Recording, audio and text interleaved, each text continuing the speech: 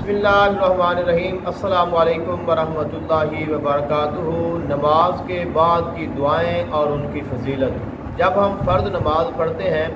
तो नमाज पढ़ने के बाद ऐसी बहुत सारी दुआएं हैं जो आका करीम अलैहिस्सलाम की सुन्नत है,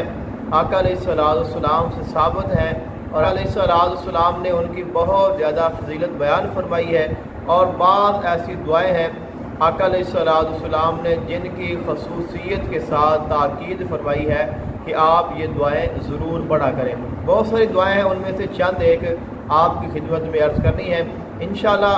मज़ीद जो दुआएं हैं वो भी आपकी खिदमत में अर्ज़ करूँगा ताकि आपको पता चले कि आका अलैहिस्सलाम ने हमारे लिए क्या क्या दुआएं रखी हैं और उन दुआओं में क्या क्या इनामात हैं।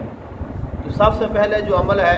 या वजीफ़ा कह लें या दुआ कह लें, आका अलैहिस्सलाम ने फरमाया कि जब तुम फ़र्द नमाज पढ़ लो तो फ़र्द नमाज पढ़ने के बाद तुमने 33 मरतबा सुबहानल्लाह पढ़ना है और 33 मरतबा अल्हम्दुलिल्लाह पढ़ना है और 34 मरतबा अल्लाहु अकबर पढ़ना है और 1 मरतबा तुमने आयतुल कुर्सी पढ़नी है। तो जो शख्स ये अमल करता है, हर फ़र्द नमाज के बाद आयतुल कुर्सी पढ़ता है और साथ तस्बीह फातिमा सलामुल्लाह अलैहा यानी 33 मरतबा सुबहानल्लाह, 33 मरतबा अल्हम्दुलिल्लाह और 34 मरतबा अल्लाहु अकबर पढ़ता है, तो आका अलैहिस्सलाम ने फरमाया कि सिवाय मौत के उस शख्स को जन्नत से कोई चीज़ नहीं रोक सकती। यानी कि जो ही अल्लाह ताला की तरफ से उसके लिए हुक्म आएगा, उसकी मौत आएगी तो फ़ौरन अल्लाह ताला उसको जन्नत में दाखिला अता फरमा देगा। आका अलैहिस्सलाम ने इरशाद फरमाया कि जब तुम फ़र्द नमाज पढ़ लो तो फ़र्द नमाज पढ़ने के बाद माऊज़ 3 पढ़ा करो। तो हर फ़र्द नमाज के बाद माऊज़ 3 पढ़ना ये आका अलैहिस्सलाम की सुन्नत है और आका अलैहिस्सलाम ने इसका हुक्म इरशाद फरमाया है। माऊज़ 3 किसे कहते हैं? माऊज़ैन का तो आपको पता होगा कि माऊज़ैन क्या होता है और माऊज़ 3 मैं आपकी खिदमत में अर्ज़ कर देता हूँ। अगर आप पहले जानते हैं तो बहुत अच्छी चीज़ है, अल्लाह ताला आपके इल्म में मज़ीद इजाफ़ा फरमाए। तो माऊज़ैन का अगर कहीं पे नाम आए तो माऊज़ैन का मतलब होता है सूरत फलक और सूरह नास, यानी कुल आऊज़ु बिरब्बिल फलक मुकम्मल सूरत और कुल आऊज़ु बिरब्बिन नास मुकम्मल सूरत। इन 2 सूरतों को माऊज़ैन कहते हैं। और तीसरी जो सूरत है वो सूरह इखलास यानी कुल हुवल्लाहु अहद है। तो जब माऊज़ 3 का लफ्ज़ आए तो इसका मतलब होगा सूरह इखलास, सूरह फलक और सूरह नास। तो फिर आपने ये तीनों सूरतें पढ़नी हैं। तो हर फ़र्ज़ नमाज के बाद 1 मरतबा आपने माऊज़ 3 को पढ़ना है। और बेहतर ये है कि फ़जर की नमाज के बाद आप माऊज़ 3 को इन तीनों सूरतों को 3-3 मरतबा पढ़ें और मगरिब की नमाज के बाद भी इनको 3-3 मरतबा पढ़ें। और आका अलैहिस्सलाम का एक और फरमाने ज़िशान फरमाया कि नमाज जुमा के बाद जो शख्स माऊज़ 3 यानी कुल हुवल्लाहु अहद, कुल आऊज़ु बिरब्बिल फलक, कुल आऊज़ु बिरब्बिन नास, इन तीनों सूरतों को 7 मरतबा पढ़ता है, अल्लाह ताला अगले जुमे तक उस शख्स से हर किस्म की जो बुराई, हर किस्म की तकलीफ़ और हर किस्म की जो अज़ियत देने वाली चीज़ है, अल्लाह ताला उसको दूर कर देता है। यानी कि 1 हफ़्ते तक, 7 दिनों तक वो शख्स अल्लाह ताला की पनाह में आ जाता है। और सूरह फलक और सूरह नास इनको पढ़ने का, हर नमाज के बाद पढ़ने का सबसे बड़ा एक फ़ायदा ये भी है कि अगर आप सुबह भी इसको पढ़ते हैं, शाम भी आप पढ़ते हैं, हर नमाज के बाद पढ़ते हैं, तो कभी भी आप पर जादू का असर नहीं होगा, कभी आपको साया नहीं होगा और कभी भी आप पर जो नज़रे बद है वो नहीं होगी। तो ये तमाम जो 3 चीज़ें हैं ये सबसे हमें ख़तरनाक और मुश्किल लगती हैं और ये बहुत आसान अमल है। अगर आप ये अमल करते रहते हैं तो आप जादू से, टोने से, आसेब से, साए से और नज़रे बद से हमेशा हमेशा के लिए महफूज हो जाएंगे। और अगर आप पर जादू हुआ होगा या साया पहले से मौजूद होगा या नज़रे बद पहले से होगी तो वो भी ख़त्म हो जाएगी और आइंदा भी आप पर किसी किस्म का कोई असर नहीं होगा। آقا دو جہان صلی اللہ علیہ وآلہ وسلم کی بارگاہ میں ایک صحابی رسول پیش ہوئے،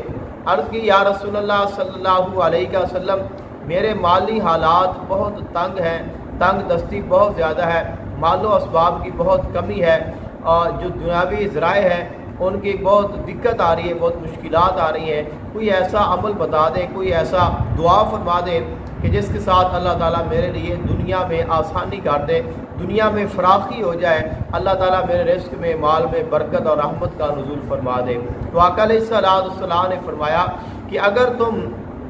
وہ عمل کرو جو فرشتے کرتے ہیں، اگر تم وہ تسبیح پڑھو جو فرشتے پڑھتے ہیں، یعنی کہ اگر تم اللہ تعالیٰ کی حمد ان ناموں کے ساتھ کرو جن ناموں کے ساتھ اللہ تعالیٰ کے فرشتے اللہ تعالیٰ کی پاکی بیان کرتے ہیں، اس کی تسبیح بیان کرتے ہیں، اس کی حمد بیان کرتے ہیں، تو فرمایا کہ تمہیں دنیا کی کوئی کمی بھی نہیں رہے گی۔ فرمایا کہ یہاں تک کہ جو دنیا ہے وہ خود ذلیل ہو کر تمہارے قدموں میں آئے گی، یعنی کہ پہلے انسان دنیا کے پیچھے جاتا ہے، جب انسان اللہ تعالیٰ کی طرف رجوع کر لیتا ہے، اللہ تعالیٰ کی حمد بیان کرتا ہے، ان کلمات کا ورد کرتا ہے، تو پھر دنیا اس انسان کے پیچھے آنا شروع ہو جاتی ہے۔ تو آقا علیہ السلام کے ایک صحابی وہ ساتھ بیٹھے تھے، اب جس نے سوال کیا تھا وہ تو خاموش رہے، لیکن جو ساتھ بیٹھے تھے انہوں نے کہا کہ موقع بہت اچھا ہے اور اس سے فائدہ اٹھا لیا جائے۔ تو عرض کی یا رسول اللہ صلی اللہ علیہ وسلم کہ وہ کون سے کلمات ہیں جن کلمات کے ساتھ فرشتے اللہ تعالیٰ کی حمد بیان کرتے ہیں، اور اگر ہم ان کلمات کے ساتھ اللہ تعالیٰ کی حمد بیان کریں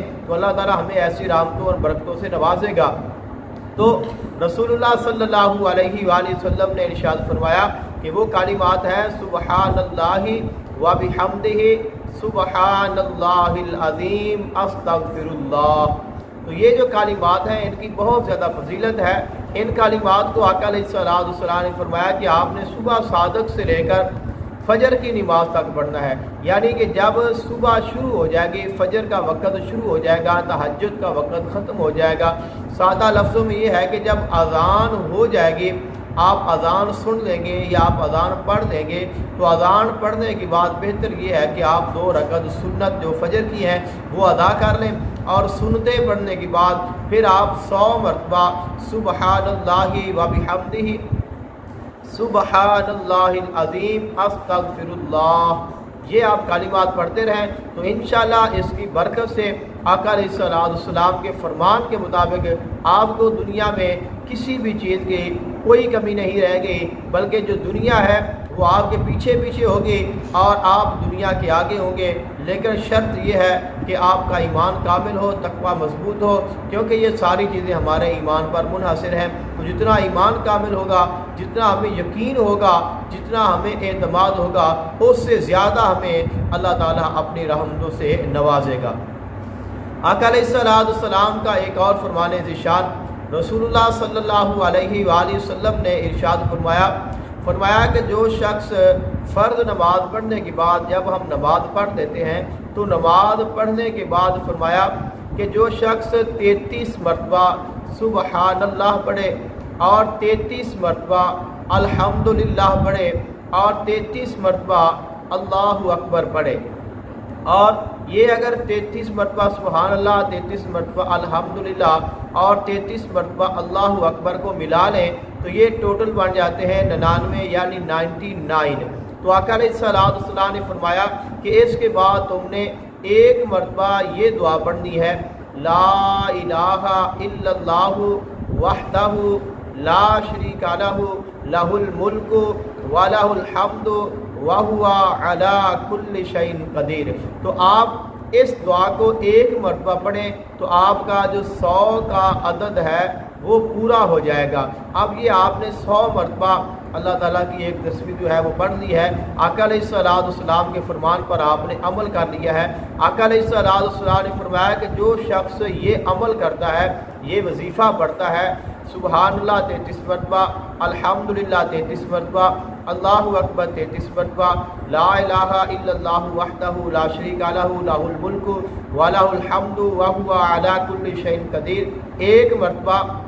تو اللہ تعالیٰ اس کے تمام گناہوں کو معاف فرما دیتا ہے، اگرچہ اس کے گناہ سمندروں کی جھاگ کے برابر ہی کیوں نہ ہو۔ تو جتنے بھی گناہ ہوں گے اللہ تعالیٰ اپنے فضل سے، اپنی رحمت سے وہ سارے کے سارے گناہوں کو معاف فرما دے گا۔ تو بہت بڑی فضیلت ہے اور کتنی عظمت ہے۔ اور اس سے پہلے جو میں نے حدیث مبارکہ عرض کی ہے آیت الکرسی کے متعلق اور تسبیح فاطمہ سلام اللہ علیہا، اور یہ تسبیحات چونکہ آپس میں ملتی جلتی ہیں تو آپ 33 مرتبہ سبحان اللہ پڑھ لیں، 33 مرتبہ الحمدللہ پڑھ لیں اور 34 مرتبہ اللہ اکبر پڑھ لیں، تو پہلی حدیث پاک پر بھی عمل ہو جائے گا، دوسری حدیث پاک پر بھی عمل ہو جائے گا۔ اور اس کے بعد آپ آیت الکرسی پڑھ دیں، یہ آیت الکرسی پہلے پڑھ دیں اور اس کے بعد پھر لا الہ الا اللہ، پہلے آیت الکرسی پڑھ دیں، اس کے بعد یہ تسبیح پڑھ دیں اور اس کے بعد لا الہ الا اللہ وحدہ لا شریک لہ لہ الملک و لہ الحمد وہو علی کل شیء قدیر پڑھ لیں، یا پھر پہلے آپ تسبیحات پڑھ لیں اور اینڈ پہ آپ آیت الکرسی کو پڑھ لیں، تو دونوں احادیث پر عمل ہو جائے گا اور دونوں احادیث کی جو فضیلت ہے وہ آپ کو حاصل ہو جائے گی۔ آقا علیہ الصلوۃ والسلام کا ایک اور فرمان ذیشان، رسول اللہ صلی اللہ علیہ وآلہ وسلم نے ارشاد فرمایا ایک دعا کے متعلق جو نماز کے بعد پڑھنے کی دعا ہے، اور یہ دعا خاص ہے صبح کے ساتھ اور شام کے ساتھ، کہ آپ نے اس کو صبح پڑھنا ہے پھر آپ نے اس کو شام پڑھنا ہے، اور اس دعا کو سید الاستغفار کہا جاتا ہے، یعنی کہ استغفار کا سردار، سید کا معنی ہوتا ہے سردار، تو سید الاستغفار اس دعا کو کہا جاتا ہے، اور یہ دعا اللہ تعالیٰ کی بارگاہ میں بہت بڑی فضیلت رکھتی ہے۔ اللہ تعالیٰ نے اس کو آقا علیہ السلام کی زبان مبارک سے نکالا ہے، اور یہ اتنے محبوب ترین کلمات ہیں کہ رسول اللہ صلی اللہ علیہ وآلہ وسلم نے ارشاد فرمایا کہ جو شخص اس دعا کو صبح کے وقت پڑھ لے، یعنی کہ صبح آپ بیدار ہوئے ہیں، آپ نے فجر کی نماز پڑھی ہے، فجر کی نماز پڑھنے کے بعد آپ نے یہ دعا پڑھ دی ہے، تو اگر خدا نخواستہ یہ آپ کی زندگی کا آخری دن ہے اور آپ شام ہونے سے پہلے اپنے مالک حقیقی کی بارگاہ میں چلے جاتے ہیں، آپ کی موت واقع ہو جاتی ہے، تو اس دعا کی برکت سے اللہ تعالیٰ آپ کو جنت عطا فرما دے گا۔ اور فرمایا کہ جو شخص اس دعا کو شام کو پڑھ لے، یعنی کہ سورج غروب ہوا، آپ نے مغرب کی نماز پڑھی، مغرب کی نماز پڑھنے کے بعد آپ نے صرف ایک مرتبہ اس دعا کو پڑھ دیا، اگر یہ آپ کی زندگی کی آخری رات ہے اور اسی رات میں فجر ہونے سے پہلے آپ کا وصال ہو جاتا ہے، آپ اپنے مالک حقیقی کی بارگاہ میں حاضر ہو جاتے ہیں، تو فرمایا کہ اللہ تعالیٰ اس دعا کی برکت سے تمہیں جنت میں داخلہ عطا فرما دے گا۔ تو وہ دعا بہت ہی پیاری ہے۔